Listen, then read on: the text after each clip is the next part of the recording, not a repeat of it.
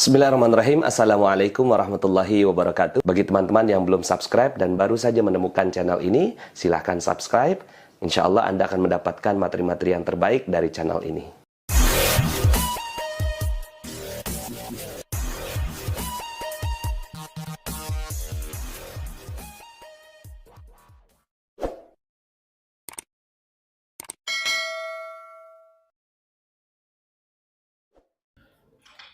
Bismillahirrahmanirrahim. Rabbi shrah li sadri wa yassir li amri wahlul 'uqdatam min lisani yafqahu qawli.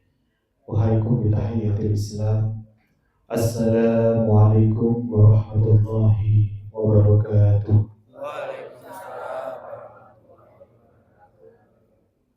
Iya kata sih jawab salamnya masih puasa nih kata sih sering berbuka. Masih lemes apalagi akhir bulan. Masya Allah. Izin karena di sampingnya Mas Ivan ini rajanya pantun nih kita buka pakai pantun dulu. Masya Allah. Oke. Pergi ke Batam, nyampainya ke Pulau Nias.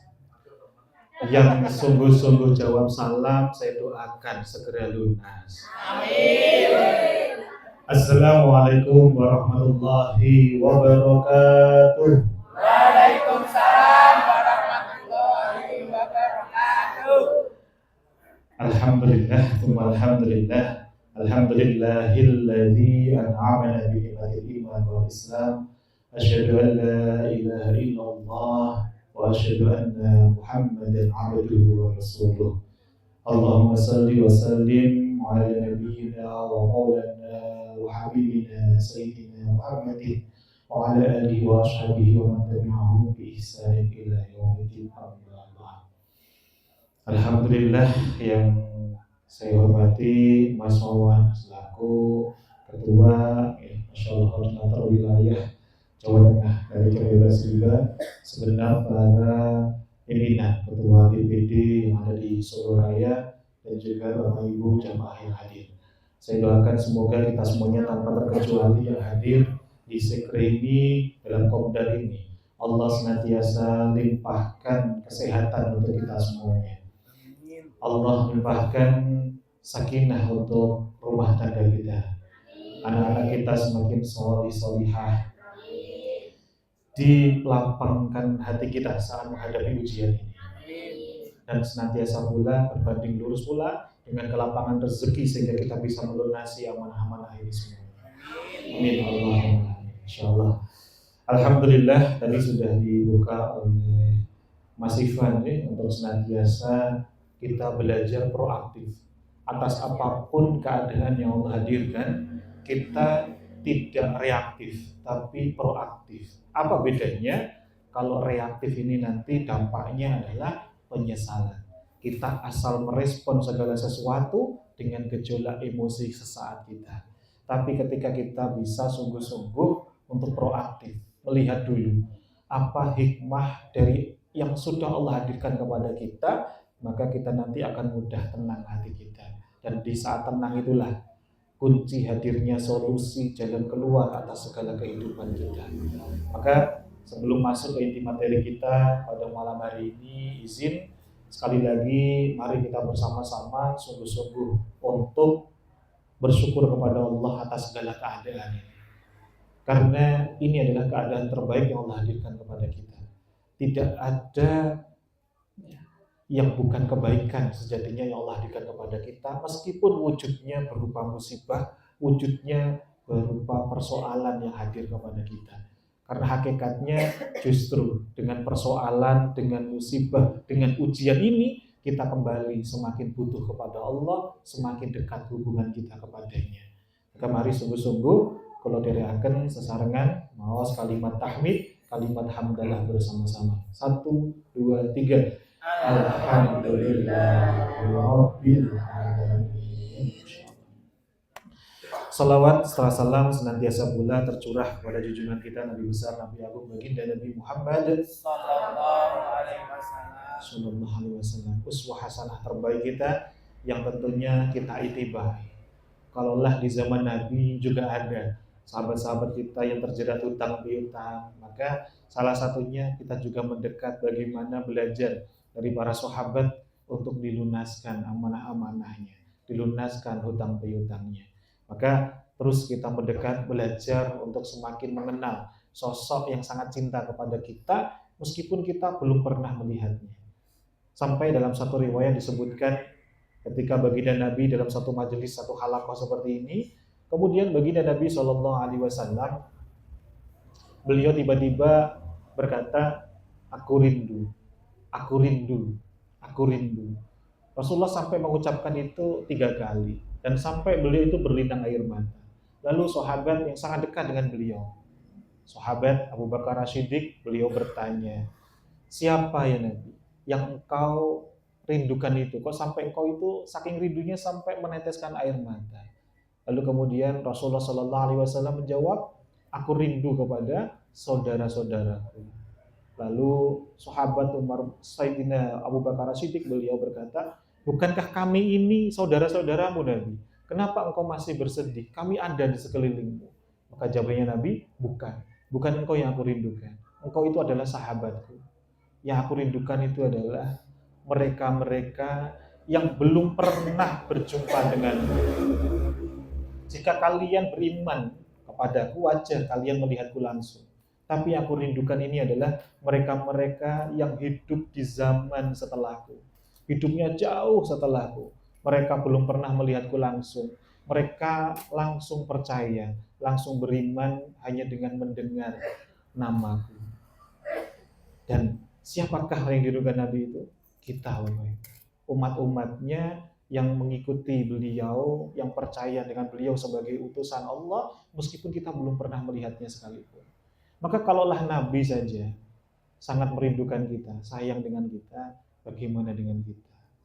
Maka sungguh-sungguh kita perbanyak sholawat kepadanya, dan juga terus kita belajar untuk ittiba, yang mengikuti Nabi SAW, dan diantaranya adalah bagaimana agar diri kita ini dimudahkan untuk bangkit, semakin menjadi kaum muslimin, bukan sekadar menjadi mustahik lagi, tapi yang muzaki. Nah, apa maknanya mustahik? Orang yang masih berhak menerima zakat. Siapa diantaranya? Ghorim. Sinten niku ghorim? Wong sing akeh utange. Nah, wonge teko mboten niki. Nah, muslim niku kata Nabi SAW dalam sebuah hadis, sesungguhnya Allah itu sangat mencintai seorang muslim, seorang mukmin yang kuat, yang berdaya, yang dengan kehadirannya memberikan manfaat untuk kanan kirinya. Lalu kalau kondisi kita masih seperti ini, bagaimana kita bisa menjadi mukmin, muslim yang berdaya, yang menolong kanan kiri kita? Maka yuk pantaskan diri kita untuk bangkit dan niatkan kebangkitan lunas ini bukan hanya untuk diri kita saja, Bapak Ibu. Tapi ketika kita nanti lunas, semakin banyak orang yang terbantu dengan kehadiran kita. Maka kalau tadi disampaikan oleh Mas Ivan, yuk ajak saudara, kerabat, tetangga hadir di sini, maka kita buat kesepakatan nih sebelum masuk ke inti materi. Ada gerakan namanya 1+3. Gerakan apa Bapak Ibu? 1+3. Nah, kita komit, satu orang yang hadir pada malam hari ini, di kopdar berikutnya membawa 3 orang. Nah, ayo, bisa nggak nih kira-kira? Kalau kita nggak bisa menjelaskan, nggak bisa mendakwai, nggak bisa membantu, setidaknya dengan menghadirkan di sini, nanti dibantu oleh sahabat-sahabat kita. Kenapa? Karena salah satu azab dari riba itu bukan hanya kepada pelakunya, tapi kepada orang juga yang ada di sekelilingnya, di sekitarnya. Ketika kita sudah tobat, tapi kok ada di sekeliling kita masih terjerat, masih menjadi pelaku, masih aktif, malah top up dan lain sebagainya, nah itu ternyata juga belum tentu kita nanti selamat. Nah, pengen selamat buatan? Pengen. Nah, maka lakukan ini. Kalau nggak 1+3 minimal 1+2 gitu. Nah, satu orang ngajak kanan kirinya, 2 orang temennya, kerabatnya yang saat ini pula ternyata punya persoalan yang sama. Yuk diajak, dikenalkan. Minimal kalau nggak bisa mengajak, Bapak Ibu ngeresum materi apa yang didapatkan, pengalamannya apa, di-share di media sosialnya masing-masing. Siap Bapak Ibu? Siap. Ya, kita menebar kebermanfaatan. Karena hakikatnya Bapak Ibu, ketika kita mengalirkan apa-apa yang kita ketahui, maka Allah akan tambahkan sesuatu yang belum kita ketahui. Mungkin Bapak Ibu ketika sharing dengan pendamping malam hari ini dapat ilmu baru satu, itu jenengan transferkan ilmu itu ke orang lain, maka nanti jenengan akan dapatkan ilmu baru lagi dari Allah Subhanahu wa taala, ilmu baru yang lain. Sehingga nanti akan semakin punya kecakapan untuk kita bisa menghadapi segala keadaan ini. Setuju Bapak Ibu? Jadi 1 plus pinter mau sepakatnya. Wah, ini nego nih. Urung-urung wis belajar nego pinter banget nih. Masya Allah. Baik, alhamdulillah kita baca umul kitab bersama-sama terlebih dahulu. Semoga dengan membaca umul kitab ini Allah hadirkan pemahaman baru, Allah hadirkan hudan, petunjuk jalan keluar dari segala kehidupan yang sedang kita hadapi ini. Kita sarang-sarang mau basmalah, okay? Bismillahirrahmanirrahim. Insyaallah. Alhamdulillah. Baik Bapak Ibu yang dirahmati Allah Subhanahu wa taala, tema kita pada malam hari ini adalah terkait dengan sikap terbaik ketika menghadapi ujian. Temanya apa Bapak Ibu? Sikap terbaik.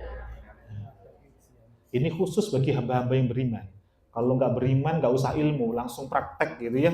Namanya trying by doing. Nabrak-nabrak, gulung-gulung, wis kono. Nah, ini tanpa ilmu. Tapi ketika kita dengan ilmu, maka kita tidak perlu lagi untuk sampai harus terjerembab, terperosok, sampai kondisi minus dan lain sebagainya. Nah, sejatinya Allah itu selalu hadirkan solusi dari setiap ujian yang Allah hadirkan. Ini sepakat mboten? Sepakat. Tapi ketika ujian sudah hadir, nah niki solusinya pun ketawis napa dereng? Ah, ini kan permasalahannya sampun wonten. Leres nggih? Ujiannya sudah hadir. Nah, sekarang solusinya sudah kelihatan apa belum? Padahal Allah sudah sediakan. Sepaket dengan ujian itu selalu ada solusinya. Selalu ada namanya Solusinya. Nah, maka salah satu rangkaiannya malam hari ini kita bedah. Salah satu untuk menjemput bola dari hadirnya solusi dari Allah Subhanahu wa taala dari para hamba-hamba yang beriman.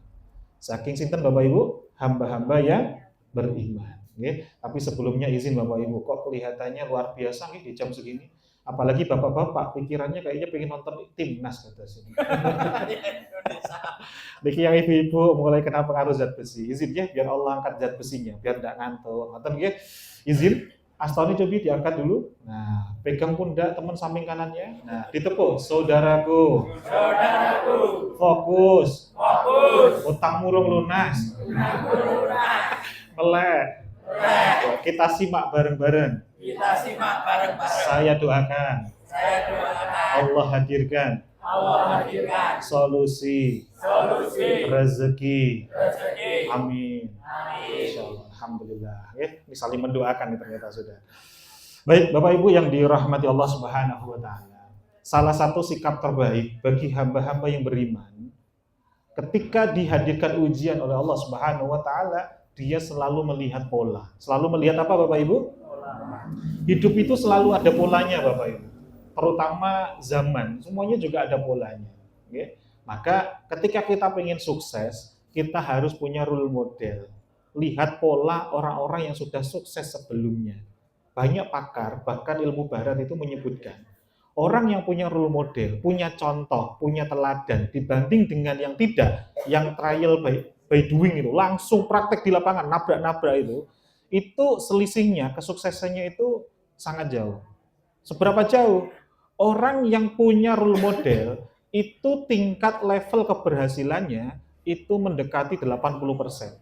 Dia nggak punya ilmu, pokoknya mantep mengikuti uang sing sukses, itu langsung ya level keberhasilannya mendekati 80%. Berapa persen Bapak Ibu?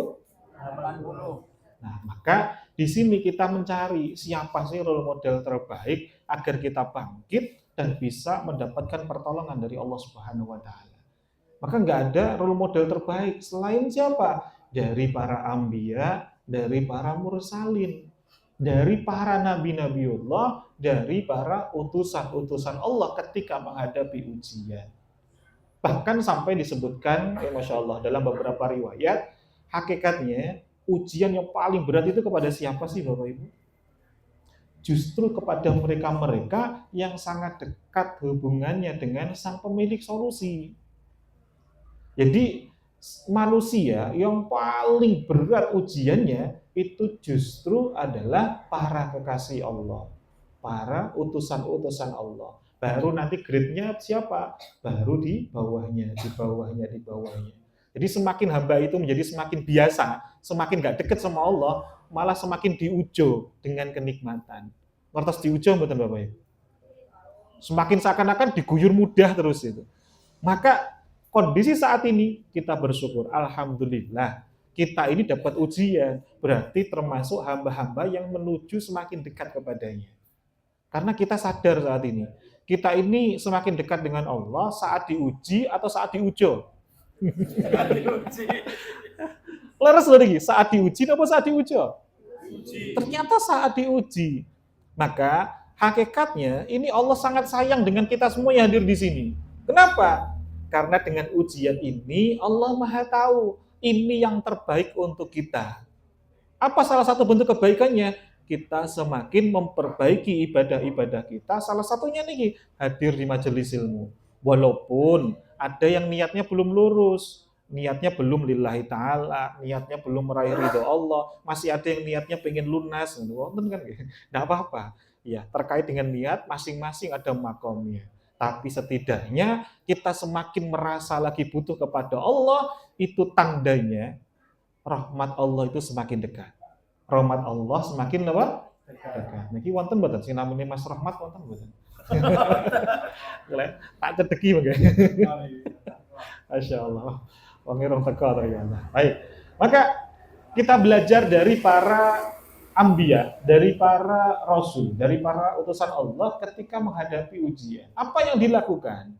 Ternyata pola utamanya, coba deh kita lihat dulu dari Nabi Yusuf alaihissalam. Nabi Yusuf alaihissalam ini juga termasuk hamba-hamba pilihan. Perhatikan polanya. Ketika dia hadir dalam lingkungan yang awalnya nyaman, kemudian dibully oleh saudara kandungnya sendiri. Diapakan Bapak Ibu? Dibully, dibenci, dikhianati. Selesai dari satu persoalan, masuk ke persoalan berikutnya. Dia lepas dari para saudara kandungnya, dikiranya semakin tenang, ternyata malah nyemplung sumur.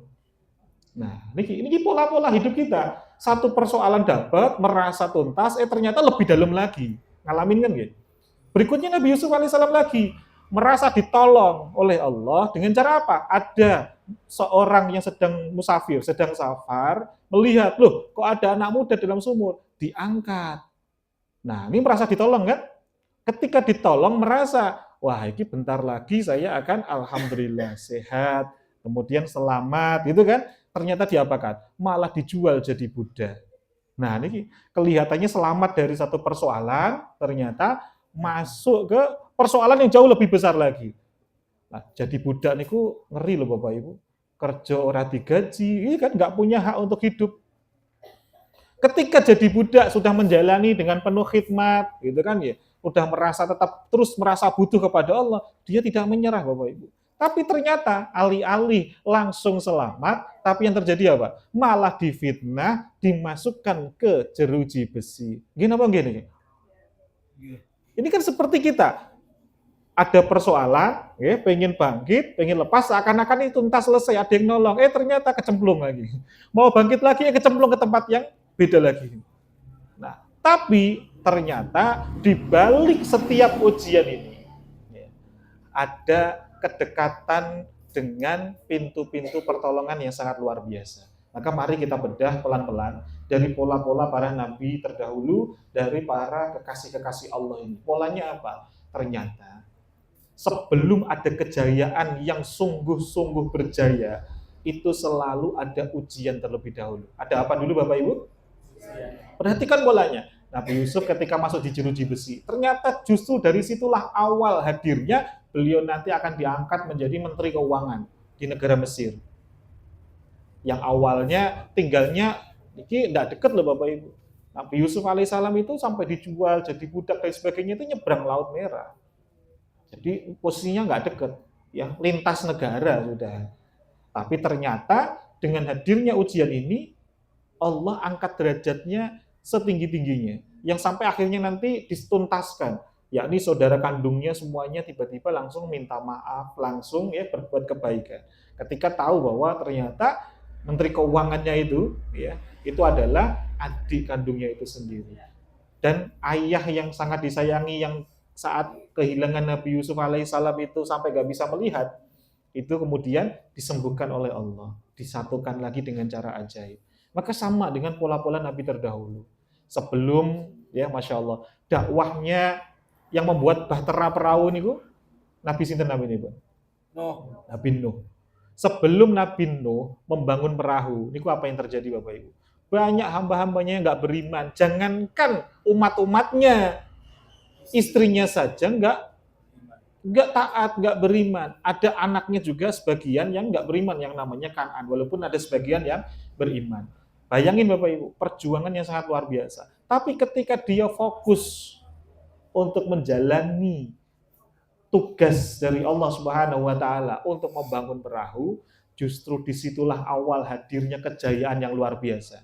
Ketika selesai tsunami akbar terjadi di muka bumi saat itu, semuanya sudah beriman dan penerusnya baik-baik semuanya. Pun sama dengan Nabi Yunus alaihissalam ketika dimakan ikan nun, ketika persoalan segelap-gelapnya melebihi kita Bapak Ibu. Apa itu diantaranya? Satu, di dalam perut ikan itu gelap atau terang Bapak Ibu?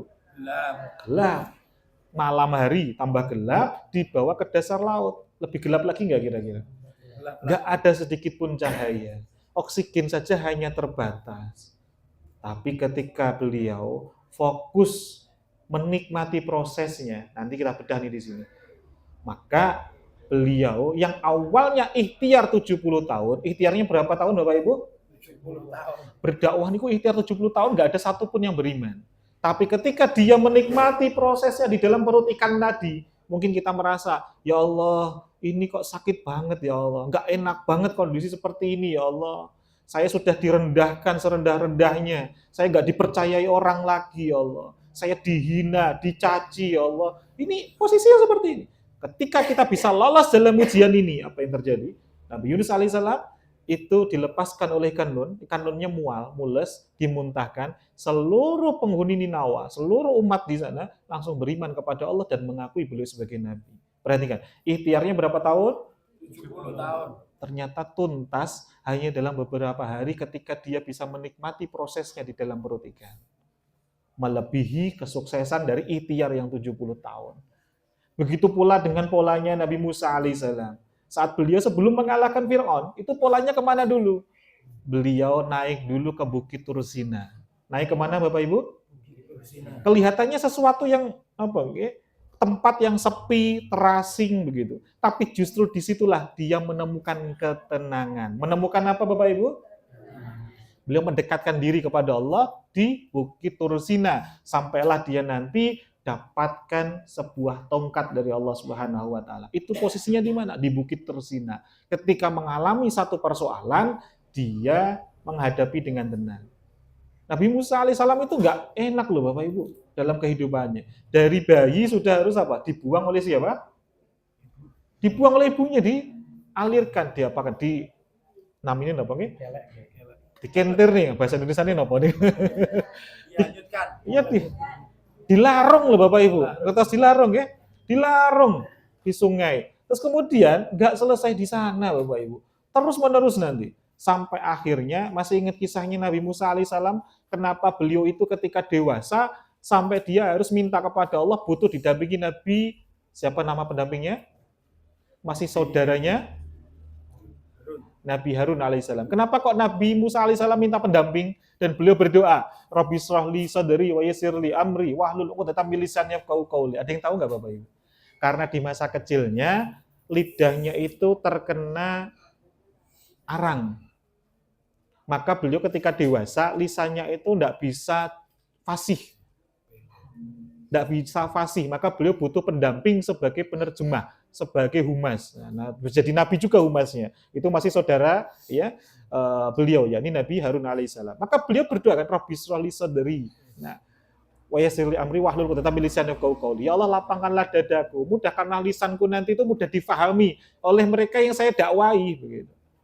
Jadi Nabi Musa alaihissalam dari kecil pun sudah mengalami ujian-ujian yang sangat luar biasa. Karena saat itu, di masa kecil itu, Fir'aun itu sudah mulai curiga. Ini jangan-jangan, karena di zaman Fir'aun, itu kalau ada anak laki-laki diapakan Bapak Ibu? Nah, dibunuh karena khawatir nanti akan ya melakukan namanya apa? Pemberontakan gitu ya. Ada pemberontakan. Maka ketika Musa kecil itu sudah mulai dilihat, wah ini kayaknya jangan-jangan nanti berbahaya nih, berpotensi nih. Maka dites oleh Fir'aun. Ada susu, ada areng, ada api. Pilih mana nanti nih Musa kecil. Hakikatnya saat itu Nabi Musa mau ngambil susu loh Bapak Ibu, tapi sama malaikat Jibril diarahkan kepada areng. Dia ngambil areng dimasukkan ke dalam mulut untuk menyelamatkan. Karena kalau saat itu dia ngambil susu diapakan oleh Fir'aun? Langsung dibunuh. Maka diselamatkan, dibantu oleh malaikat Jibril dengan dia diarahkan ke areng tadi. Ternyata makan areng itu menyelamatkan. Ternyata apa Bapak Ibu? Nah, makanya sampai di Jogja itu ada namanya kopi jos karena makan areng menyelamatkan. Maksudnya bukan itu. Tapi bagi kita itu musibah, ternyata itu menyelamatkan kita. Bagi seorang hamba musibah, tapi ternyata menurut Allah malah justru itu ngapain Bapak Ibu?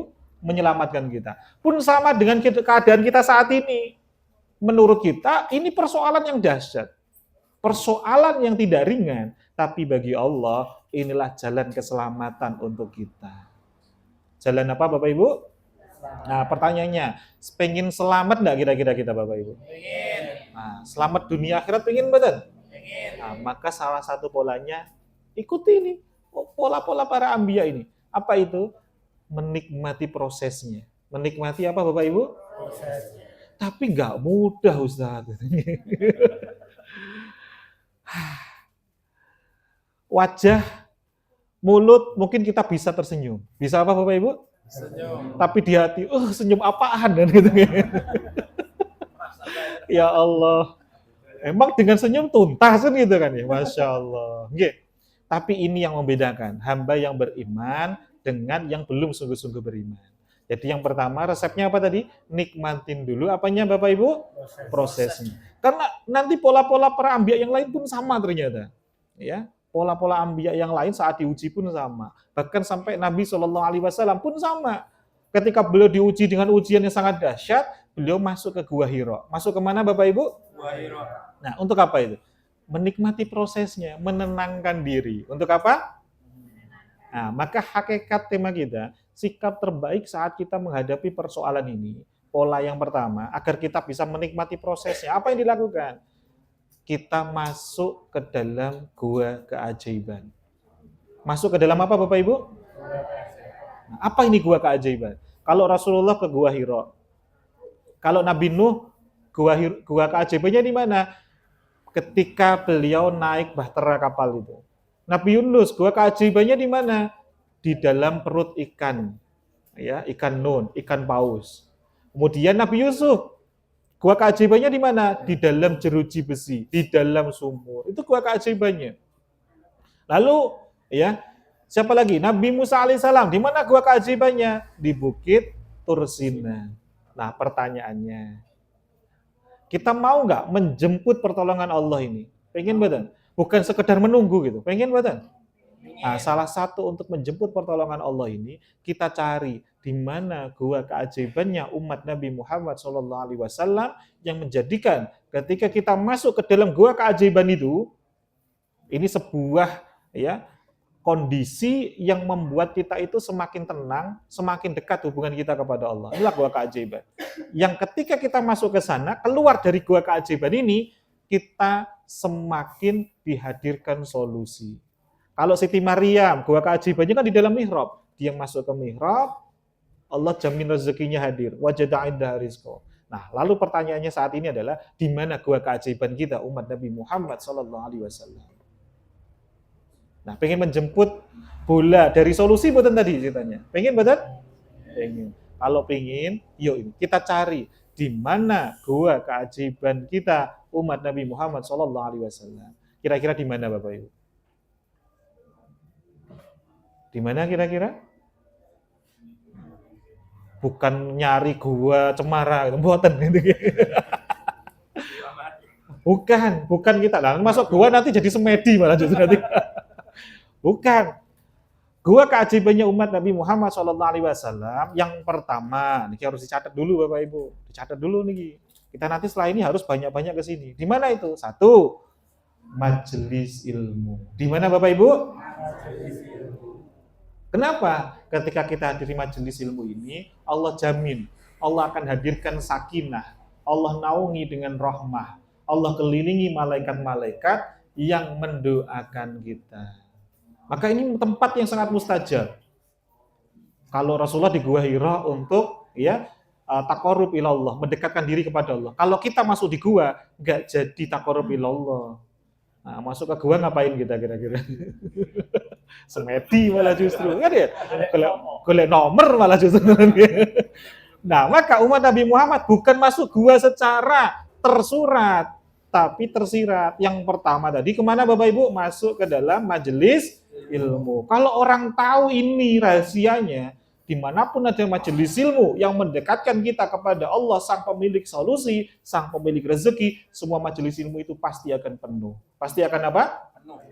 Karena di dalam majelis ilmu yang membahas terkait dengan ayat-ayat Allah, yang membahas terkait dengan kedekatan kita untuk semakin ingat kepada Allah, disitulah Allah curahkan sakinah, ketenangan. Allah curahkan rahmah, Allah kelilingi malaikat-malaikat yang turut pula mendoakan kita. Mendoakan siapa Bapak Ibu? Mendoakan kita.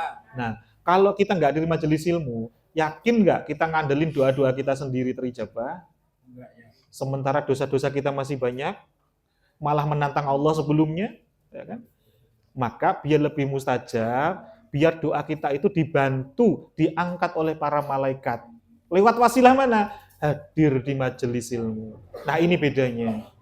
Kalau kita doa sendiri, kan ngandelin tuh, doa kita sendiri. Kok nggak nyampe-nyampe arsnya Allah, kok nggak terijabah, wajar. Karena Nabi SAW pernah bersabda, Inna rajul la yuhramu rizqa bidabihi yusibuhu. Sesungguhnya seseorang, orang manusia itu, terhalang dari rezekinya. Termasuk apa? Terkabulnya doa-doa kita. Disebabkan oleh apa? Bidabihi yusibuhu. Dosa-dosanya yang telah lalu, yang dilakukannya sendiri. Ini kalau kita ngandelin doa sendiri. Tapi ketika hadir di majelis ilmu, samin apa boten? Benten. Ada malaikat yang turut mendoakan doa-doa kita. Ibarat Bapak Ibu sedang butuh sesuatu, ada yang bantuin untuk nganterin doa itu sampai, ya Masya Allah. Karena malaikat ini sangat taat di sisi Allah Subhanahu wa Ta'ala.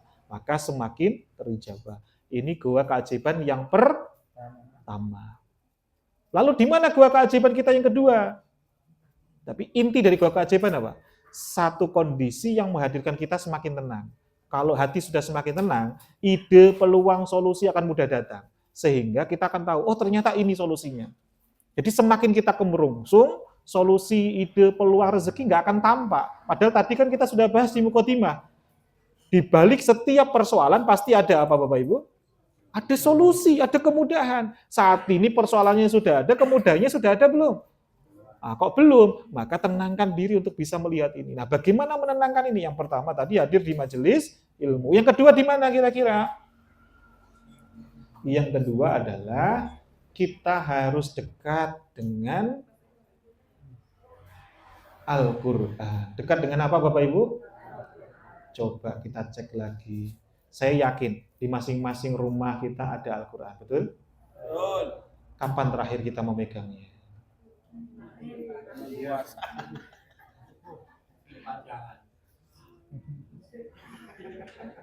Mungkin ada yang tadi subuh gitu ya. Tapi ternyata juga banyak yang sampai sudah berdebu Bapak Ibu.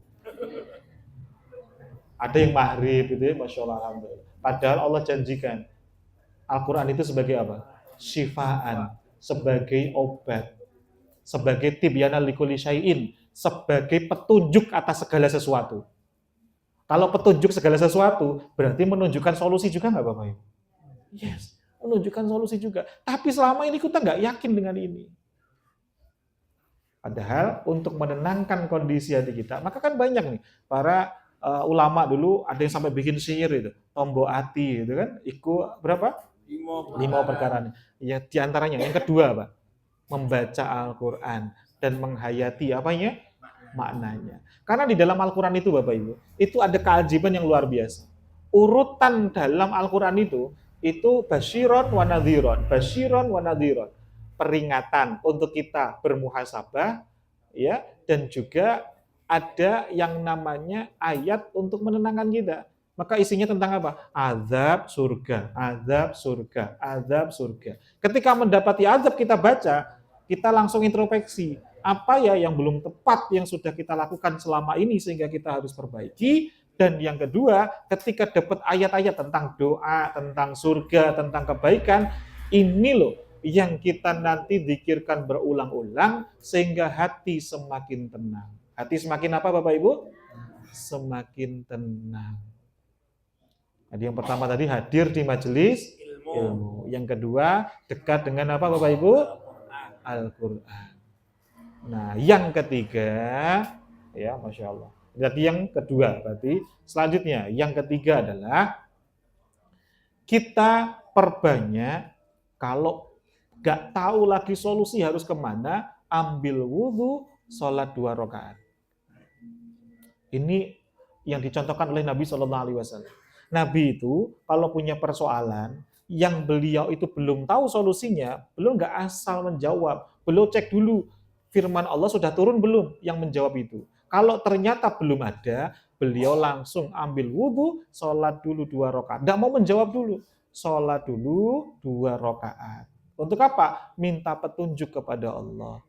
Ini kita praktek karena hakikatnya Allah selalu ingatkan kita. Di setiap rakaat sholat kita hafal nih ayatnya. Ya, surah Al-Fatihah di bagian ini. Iyyaka na'budu wa iyyaka nasta'in. Ya Rabb, hanya kepadamu-lah kami ini beribadah dan hanya kepadamu-lah kami ini memohon pertolongan. Tapi nyatanya, ketika kita punya persoalan, siapa yang kita datangin dulu Bapak Ibu? Minta tolong Allah dulu, apa kepada makhluk dulu? Nah, ini harus kita perbaiki. Makanya dicontohkan Nabi kalau punya persoalan, ambil wudhu dulu, minta petunjuk kepada Allah. Bisa jadi di saat kita sholat tadi dengan tenang, kita akan melihat segala keindahan sisi lain. Ya, kita nyebutnya itu helikopter view dari persoalan kita. Namanya disosiasi yang sempurna. Kenapa orang itu kalau kemerungsung semakin tidak mudah untuk melihat solusi? Contoh begini deh Bapak Ibu. Sederhananya begini. Bapak Ibu, ketika kita itu punya persoalan, ketika ada yang mungkin sukanya curhat kepada manusia, mudah nggak bagi orang lain untuk memberikan nasihat saat dicurhati? Mudah nggak kira-kira? Mudah nggak? Mudah, karena dia nggak mengalami apa yang kita rasakan, betul nggak? Kan dia cuma dengerin dong kan, mudah dia kasih solusi gini loh gitu. Kenapa? Karena dia bisa melihat dari sisi lain. Sementara kita kok nggak mudah ya untuk ketemu. Ngasih nasihat orang lain mudah, tapi dengan persoalan yang sama, kok saya nggak bisa ngasih nasihat ya? Kenapa? Karena kita terlalu asosiasi, masuk di zona persoalan itu. Maka biar ketemu solusi ini dengan sholat tadi, kita bisa melihat diri kita lebih ya ke dalam, tapi dari sisi yang lain. Bukan terlalu masuk asosiasi, namanya disosiasi.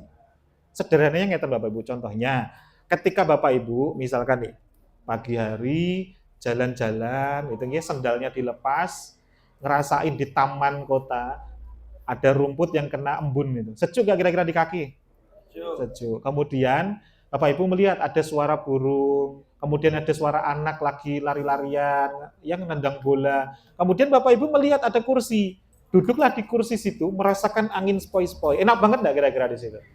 Enak banget. Nah, ini namanya disosiasi. Kemudian, tiba-tiba, Ibu sama Bapak ngimpi, ketiduran tadi, kan sepoi-sepoi tadi. Les gitu. Mimpi, tiba-tiba Bapak Ibu naik roller coaster. Naik apa? Coba, ngertos roller coaster betul? Kayak kereta nih loh, yang naik turun tuh. Coba bayangin, tiba-tiba Bapak Ibu langsung tersadar di posisi roller coaster di dalam mimpi. Nah, kira-kira, dan posisinya deket di situ ada suara roller coaster memang. Ada orang teriak-teriak, Bapak Ibu tiba-tiba ada di posisi di atas. Ketika roller coaster turun, kira-kira apa kondisi hati kita? Deg-degan enggak? Naik turun, berbelok, kira-kira apa yang terjadi itu? Wah, teriak panik gitu kan. Pertanyaannya, saat kita di roller coaster itu namanya asosiasi. Bisa melihat burung yang berterbangan enggak kira-kira? Saking paniknya nggak kelihatan. Bisa melihat ada pepohonan bunga-bunga yang indah nggak di lokasi itu? Nggak bisa, karena kita terlalu panik di dalamnya. Yang kedua, bisa mendengar suara anak yang main bola nggak? Enggak. Nah, kita saat ini yang terjerat ribawi, terjerat hutang, dan lain-lain, ketika kita semakin panik, semakin kemerungsung, seperti seseorang yang sedang naik roller coaster tadi. Saking paniknya, nggak melihat solusi sejatinya sangat indah yang Allah hadirkan, yang banyak di sekitar kita, tak tampak. Kenapa? Karena kita fokus dengan naik turunnya kehidupan kita sendiri. Maka coba kembalikan diri kita kepada posisi duduk di bangku taman tadi. Kira-kira bisa melihat keindahan yang lain-lain nggak? Ya, semakin indah, semakin mudah. Maka dengan sholat tadi, untuk mengembalikan kondisi hati yang semakin tenang tadi. Jadi yang pertama tadi masih ingat Bapak Ibu? Majelis ilmu. Yang kedua apa tadi? Al-Quran. Yang ketiga apa? Sholat. Maka kalau kita ingin memperbaiki nasib kita, perbaiki sholat kita. Perbaiki apa Bapak Ibu? Sholat kita. Kelihatannya sesuatu yang, ini kayaknya solusinya klasik ini, ya, lagi-lagi kembali kepada ini. Ya memang begini solusinya. Ya memang begini solusinya. Barulah nanti yang keempat Bapak Ibu, cari waktu-waktu yang mustajab dan tempat-tempat yang mustajab. Apa itu waktu-waktu yang mustajab? Seperti antara azan dan iqomah. Itu waktu yang mustajab untuk kita masuk dalam gua keajaiban. Maka sebelum azan sudah berangkat. Ketika selesai adzan, itu waktu yang mustajab untuk berdoa antara adzan dan iqomah. Tapi kebanyakan orang menyiakan waktu ini.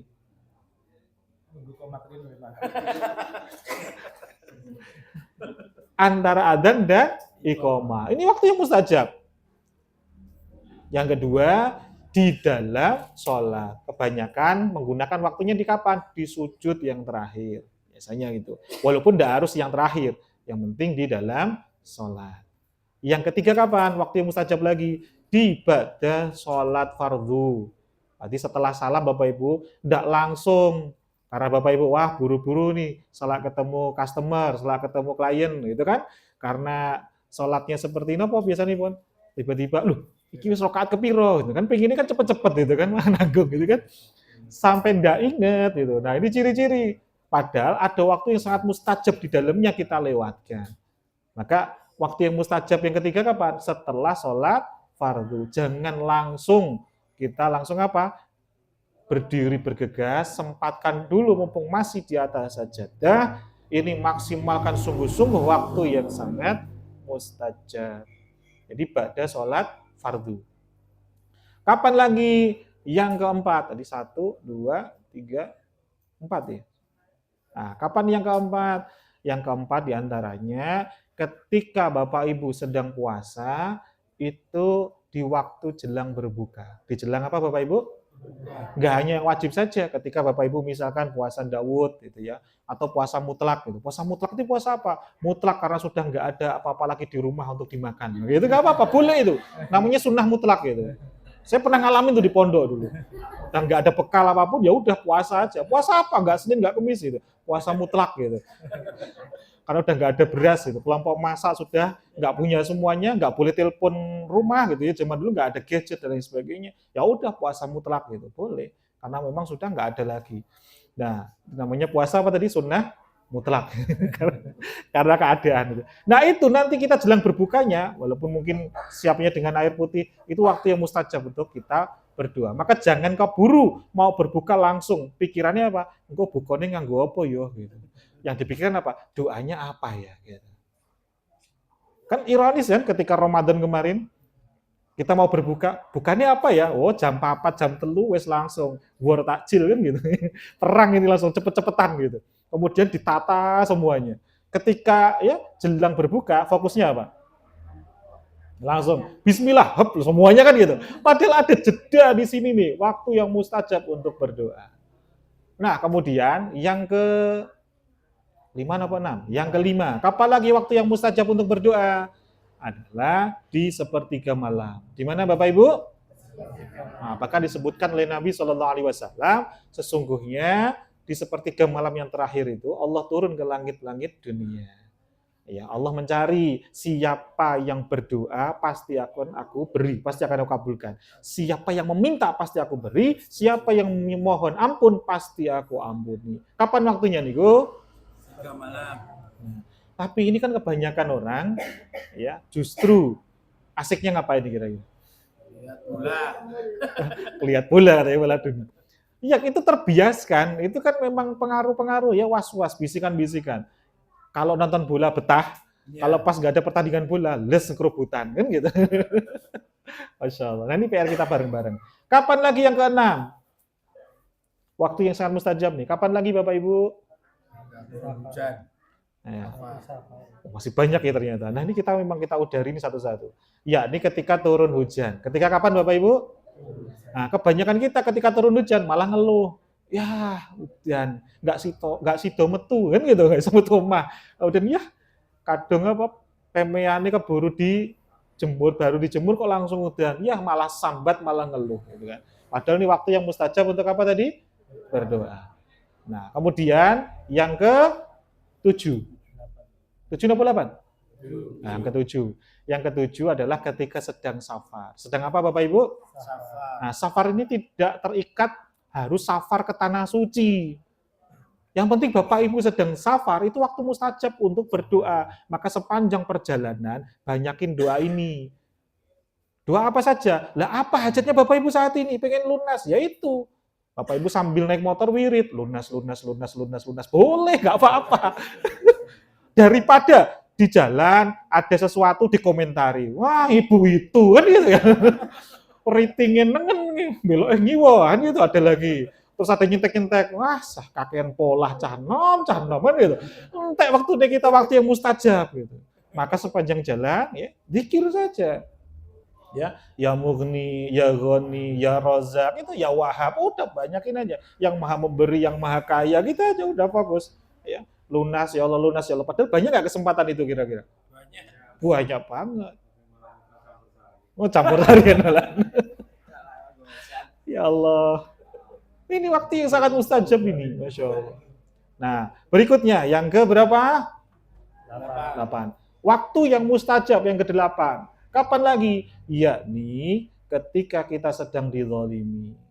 Itu. Nah, pertanyaannya sekarang, kita didolimi apa mendolimi?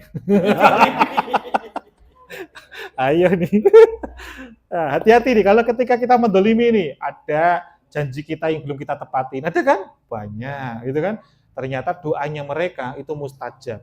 Jadi tidak ada keterangan orang yang didolimi itu dia orang solih atau tidak. Selama dia itu didolimi, tidak ada hijab antara dirinya dengan Rabb-nya. Maka doanya sangat makbul. Maka untuk orang-orang yang pernah kita dolimi, kita datengin, kita sambung silaturahmi, kita doakan dia. Semoga dimuliakan, dibahagiakan oleh Allah. Meskipun kita belum kuat untuk bertemu misalkan, doakan kebaikan untuk mereka. Ya Allah sehatkan dia, orang yang saat ini masih saya dolimin, belum saya penuhi janji-janji saya, amanah-amanah saya, doakan saja dulu. Karena kita satu sama yang lain itu hakikatnya saling terhubung Bapak Ibu. Ketika kita itu merasakan nggak nyaman dengan seseorang, orang itu juga nggak nyaman loh dengan kita. Meskipun kita nggak ngungkapin. Sejatinya semuanya itu saling terhubung satu sama lain. Jadi ini yang keberapa tadi? Mau ditambah lagi nggak kira-kira? Oh, kayaknya nggak selesai-selesai nanti. Nah, next ya, yang tambah lagi. Karena masih banyak sebenarnya waktu-waktu yang sangat mustajab. Tapi ada lagi tempat-tempat yang sangat mustajab. Ya, tempat-tempat yang sangat ini juga gua-gua keajaiban ini, tapi bukan gua secara tersurat, maksudnya tersirat. Seperti ketika Bapak Ibu sedang nanti umroh misalkan, nanti ada tempat-tempat yang sangat mustajab, seperti misalkan di Multazam antara Hajar Aswad dengan pintu Ka'bah. Ini tempat yang sangat mustajab untuk kita berdoa. Ya, termasuk nanti Bapak Ibu kalau ini masih di Masjidil Haram, nanti ada lagi ketika Bapak Ibu di belakang Hijr Ismail, Makom Ibrahim. Ya, di dalam Hijr Ismail malah justru. Kemudian nanti di belakang Makom Ibrahim. Itu tempat-tempat yang sangat mustajab. Dan juga di masjid-masjid yang dimuliakan Allah, di mana kalau kita sholat di sana dilipat gandakan amal-amal ibadah kita. Seperti di Al-Aqsa, kemudian di Nabawi, seperti juga di Madinah. Nah, termasuk nanti di Raudhah kalau di komplek makamnya Nabi Shallallahu Alaihi Wasallam di bawah kubah hijau. Nah, di Raudhah ini juga bagian dari taman-taman surga. Ya, Masya Allah. Maka ini perbanyak doa. Maka yuk yang punya kesempatan ke sana dimanfaatkan yang terbaik di tempat-tempat yang mustajab ini. Nah, ada lagi tempat yang sangat mustajab, sangat dekat dengan kita, Bapak Ibu. Di mana kira-kira? Nggak harus jauh-jauh ke tanah suci. Siapa? Ke masjid? Bukan. Ibu kita. Kemana Bapak Ibu? Ibu kita. Nah, terus, lah ibu saya sudah nggak ada. Lah ini nasibnya. Yang masih ada, alhamdulillah. Manfaatkan sebaik-baiknya. Ini surga bagian pertengahan kita, yang doanya sangat makbul untuk kita, melebihi 1000 wali sekalipun. Kalau kita sekarang mencari waliullah nggak mudah. Maka untuk mencari pewaris para nabi nggak mudah, mencari ulama yang benar-benar ulama di masa kini, di akhir zaman itu nggak mudah. Maka dekati ibu kita, bahagiakan ibu kita. Ini tidak disanding apakah ibu ini solih atau enggak.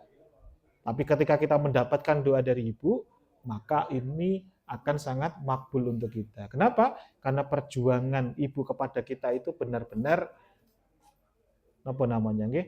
Tanpa pamrih. Ibu itu saat melahirkan, kaki kanan itu dunia, kaki kiri neraka. Berjuang antara hidup dan mati untuk kita. Bahkan ibu rela seandainya harus dipilih antara anak dengan ibu, kira-kira ibu akan milih yang selamat yang mana? Anak. Saking mulianya ibu, maka doanya sangat mustajab untuk anaknya. Bukan untuk orang lain, tapi untuk anaknya itu. Maka ketika kita yang masih punya ibu, alhamdulillah. Bagi yang sudah nggak ada, bagaimana? Lakukan amal-amal solih atas nama ibu kita. Lakukan apa Bapak Ibu? Nah, yang pertama apa contohnya? Jadi ada 4 secara syariat untuk orang tua yang sudah tiada. Yang pertama, sambung silaturahmi kepada orang-orang yang dulunya di masa hidupnya orang tua kita sangat dekat. Siapa saja itu kita sambung silaturahmi. Ya, mungkin temannya, saudaranya, kerabatnya, kita sambung silaturahmi atas nama orang tua kita almarhum.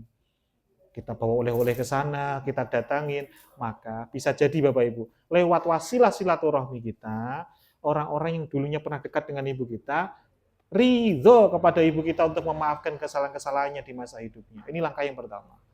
Yang kedua, cek lagi, dulu semasa hidupnya ada wasiat enggak? Jangan-jangan kita nggak tahu atau kita nggak ingat. Seandainya masih ada dan belum tertunaikan, maksimalkan sungguh-sungguh untuk kita perjuangkan. Dengan memperjuangkannya, ini kita memperjuangkan ridhonya Allah. Fokus ke sana dulu. Yang ketiga, lakukan amal-amalnya termasuk apa? Ibadah apapun itu. Sedekah, infak, mau kalian, misalkan saya niat baca Al-Quran, dan pahala baca Al-Quran ini semoga tersambung untuk ibu saya, ya Allah, boleh. Jadi saya sedekah ini, semoga pahala dari sedekah ini mengalir untuk almarhum ibu saya, boleh. Jadi ini mengalir untuk siapa? Ibu kita. Dan yang keempat, istighfarnya seorang anak kepada orang tuanya. Seperti apa? Kalau dalam Al-Quran, Rabbi ghfirli wali walidayya warhamhuma kama rabbayani shaghira. Ini contoh secara maksuratnya. Yang tekstualnya seperti ini, tapi jika Bapak Ibu punya doa khusus yang lain boleh. Pakai bahasa Indonesia boleh, tapi hakikatnya di situ ada apa? Doa untuk dimohonkan ampun kedua orang tua. Ini amalan untuk yang sudah tiada. Bagi yang masih ada, coba datangi, tanyakan. Bapak, Ibu, nopo? Ingkang damel Bapak Ibu niku langkung ridho, langkung bahagia dengan kehadiran saya. Coba tanyakan. Jangan-jangan selama ini Bapak Ibu kita masih kecewa dengan kehadiran kita. Di saat ada secuil ketidakridhoan orang tua kita, disitulah Allah tahan pula keridhoannya untuk kita. Maka datangi pula ini gua keajaiban kita. Kok kita sedang merantau, pengennya bisnis, pengennya lunas, tapi kok ibu bilang apa? Saya akan lebih ridho kalau kamu pulang ke sini, nak. rawat ibu, perjuangkan itu. Pilih rawat ibu daripada jenengan merantau. Nah, di balik itu semua nanti akan ada hikmah luar biasa setelah. Kelihatannya kok begini banget nih, tapi ya ini jalan keluarnya sangat dekat dengan kita. Dan ya, sementara ini dulu, ya tidak banyak-banyak dulu, yang penting kita bisa praktekkan. Siap Bapak Ibu? Ya. Nah, karena dengan wasilah kita mendekat kepada ya gua-gua keajaiban ini, kita pun nanti akan semakin dibukakan cahaya untuk bisa melihat, oh ternyata ini toh solusinya. Dan juga perbanyak doanya Nabi Yunus alaihissalam saat di dalam perut ikan. Doanya apa? Oh, nggak ingat. La ilaha illa anta subhanaka inni kuntu minadz dzalimin. Seketika Bapak Ibu kok seakan-akan di titik yang mentok nggak bisa ngapa-ngapain, nggak bisa obah wae wis nggak iso. Sampai seakan-akan nggak ada secercah cahaya. Lakukan seperti yang dilakukan oleh Nabi Yunus alaihissalam. Beliau berdoa, La ilaha illa anta subhanaka inni kuntu minadz dzalimin. Perbanyak doa ini. Ini doa yang sangat mustajab untuk orang-orang yang sedang menjemput bola ketika sedang diuji oleh Allah terhadap solusi. Terhadap apa Bapak Ibu? Jadi la ilaha illa anta subhanaka inni kuntu minadz dzalimin. Bapak Ibu nanti kalau pengen menulis redaksi lengkapnya gimana? Di Al-Anbiya ayat 87. Quran surah Al-Anbiya ayat 87. Jadi didikirkan, diperbanyak. Jadi ketika Bapak Ibu sedang nyetir, itu ya, doa ini saja diperbanyak. La ilaha illa anta subhanaka inni kuntu minadz dzalimin. Ya. Jadi dalam hidup ini cuma ada dua sikap Bapak Ibu. Sikap yang pertama, orang yang pengen hidupnya begini-begini saja. Ini sikap yang pertama. Ada sikap yang kedua, orang yang ingin hidupnya semakin jauh lebih baik lagi, dan pengen lebih baik lagi. Kira-kira kita pengen di mana? Sikap yang pertama apa yang kedua? Ini saya ulangi lagi. Sikap yang pertama, orang yang pengen hidupnya let it flow, mengalir begini saja. Ya wis ngene iki wis penak, sak madya. Sak tekane gitu ya. Jadi ya wis begini-begini saja. Nah, maka Bapak Ibu sederhana. Ya sudah, ilmu jadikan sekedar catatan, jadikan sekedar pengingat saja. Tapi kalau Bapak Ibu pengen menjadi pribadi yang sikapnya yang kedua, pengen hidupnya lebih baik lagi, untuk bangkit, semakin memberikan manfaat untuk orang lain, dan lain sebagainya, menjadi sebaik-baik ya, manusia, kata Nabi SAW, semakin bermanfaat, maka pilihlah sikap yang kedua. Nah, pengen yang pertama atau yang kedua? Nah, lalu apa yang dilakukan oleh orang yang kedua? Yakni mengamalkan apa yang baru saja dipelajari. Diapakan Bapak Ibu? Jadi kunci utamanya Pak, yang penting praktek Bapak Ibu. Yang penting apa? Ya. Siap praktek Bapak Ibu? Siap. Nah, mulai selepas ini, di mana ada majelis ilmu, datengin Bapak Ibu. Di mana, ya Masya Allah, punya persoalan, ingat lagi persoalan kok hati nggak mudah, kok gelisah, kok kepikiran, kok tiba-tiba ada suara motor gitu ya, berhenti di depan gitu ya, ambil wudhu dulu aja. Ambil wudhu dulu. Tenangin diri dulu. Terkadang persoalan itu tidak mengerikan itu Bapak Ibu. Ketika kita sudah ambil wudhu tenang, dihadapin ternyata oh mengono tuh. Tapi kebanyakan kita panik duluan. Ketika dihadapi kadang nggak seperti itu. Jadi biarkan mereka-mereka yang mau nagih itu yang menjalankan tugasnya, memang itu pekerjaannya. Gitu nggih. Jadi diterima dengan lapang. Itu memang pekerjaanmu. Mau muni-muni silakan muni-muni gitu. Kalau mau kan nggak bayar. Kalau mau, kalau perlu ada mic. Tapi soalnya tak arahin di sawah Pak, gitu nggak apa-apa. Wes puas-puas no gitu, nggak apa-apa gitu. Nggak apa-apa. Kalau kita sudah tenang nanti sudah sampai selevel itu. Nah, nanti diajari Mas Wawan nanti. Ya, nggak apa-apa. Memang itu tugasnya dia, gitu ya. Dia menjalankan tugas. Maka kita bisa menerima. Nggak apa-apa Pak. Malah di gekne wedang. Malah spesial. Baca karaokean tadi. Monggo Pak silakan masuk. Bapak mau ngomong apa aja silahkan Pak. Tapi tetap nanti nggak akan saya beri karena memang nggak ada Pak. Silahkan. Monggo diunjurin. Sudah sederhana itu. Kita nanti akan nyaman gitu. Dengan itu nanti akan semakin kelihatan solusi itu. Ya. Kok nggak mudah lagi, gitu ya? Ambil Al-Quran, bawa ke ruang tamu, diajak ngaji bareng. Nggak mulai kok, yakin nggak mulai. Ini gua keajaiban yang keempat tadi kan. Ayo Pak, saling nyimak Pak, terus nih Pak, saruko Pak. Gitu. Ya Allah, ya Karim. Oke, kata dia dipraktek nih dalam kehidupan sehari-hari. Karena ilmu hanya sebatas menjadi ilmu kalau tidak diamalkan. Maka tidak ada cara yang lain. Kalau ingin dihadirkan solusi dari Allah, praktikkan, diamalkan. Siap Bapak Ibu? Siap. Barakallahu fikum. Semoga yang sedikit ini bisa memberikan manfaat. Sepenuhnya saya kembalikan kepada Mas Ifan. Assalamualaikum warahmatullahi wabarakatuh.